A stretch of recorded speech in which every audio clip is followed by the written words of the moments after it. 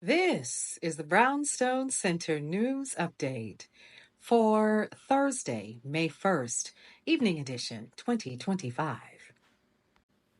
Better than expected iPhone sales gave Apple a second quarter boost, but its services unit and China sales have been disappointing. Sales jumped 5% for the quarter, ending in March, as shoppers snapped up gadgets, including a new lower-end iPhone, before Trump tariffs. Its $95.4 billion in revenue gave Apple the best January to March period in 2 years. Moving forward, the tech giant expects a $900 million hit this quarter from tariffs. Amazon offered a solid first quarter report card this week with revenue and earnings that both exceeded analyst estimates. Yet the company's conservative guidance for next quarter rattled some of the investors amid looming concerns about tariff vulnerabilities. Denting the company's share price in after-hours trading is the issue. In all, Amazon brought in about $155.7 billion in revenue, up 9% year over year, with growth in its closely watched advertising and Amazon Web Service sectors, though the latter was slightly below estimates. Instacart's orders jumped 14% this past quarter, outpacing industry expectations by $8.1 million. According to Bloomberg reports, the grocery delivery giant expanded its grocery software investments and relaxed its minimum basket spend for subscribers for free delivery, which led to a bump in midweek shops. However, the shift also led to a 4% drop in the average order amount. Regardless, the rosy results confirm the staying power of grocery delivery services post-pandemic. General Motors has crunched the numbers on tariffs, though many companies have pulled their annual earnings guidance this season due to the volatility around trade policies.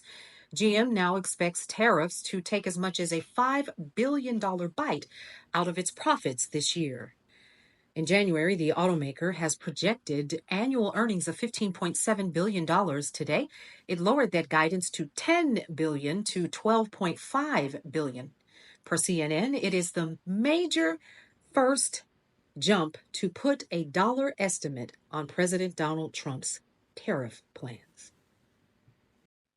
U.S. Secretary of State Marco Rubio and Salvadorian President Nayib Bukele have been directly in touch about the detention of Kilmar Abrego Garcia, whom the U.S. mistakenly deported to El Salvador's notorious mega-prison, according to multiple sources familiar with the previously undisclosed discussions.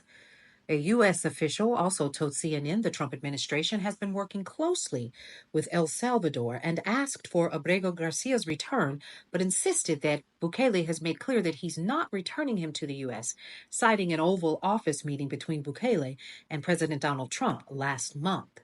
It is unclear whether or not the goal of the discussion was, however, as multiple officials told CNN, the Trump administration is not seeking to return Garcia to the U.S. or grant him any additional due process in either country. Several cities across the United States have canceled Juneteenth celebrations this year, citing a range of concerns, from logistical challenges to safety and the evolving political climate. Juneteenth is observed on June 19th and marks the day in 1865 when the last enslaved African Americans in the United States were informed of their freedom, more than 2 years after the Emancipation Proclamation. In 2021, President Joe Biden signed bipartisan legislation passed by Congress designating Juneteenth as a federal holiday. The move followed a nationwide reckoning on racial justice sparked by the murder of George Floyd by police in the summer of 2021. Trump has since signed an executive order in January directing federal agencies to eliminate diversity, equity, and inclusion initiatives that prompted a New Jersey branch of the NAACP to move its Juneteenth celebration off federal property over fears it could violate the order and prompt retaliation. Quietly, it has been celebrated for years and years and years and will continue to be done. For more news and information that you can use, head on over to brownstoneworldwide.com. You guessed it, Cityscape Radio. as well as Brownstone Living magazine. The new issue has arrived, and you'll be able to get your copy at the middle of tomorrow, around noon or so. And that, of course, has Kevon Hartley on the cover this month. We're super excited about that.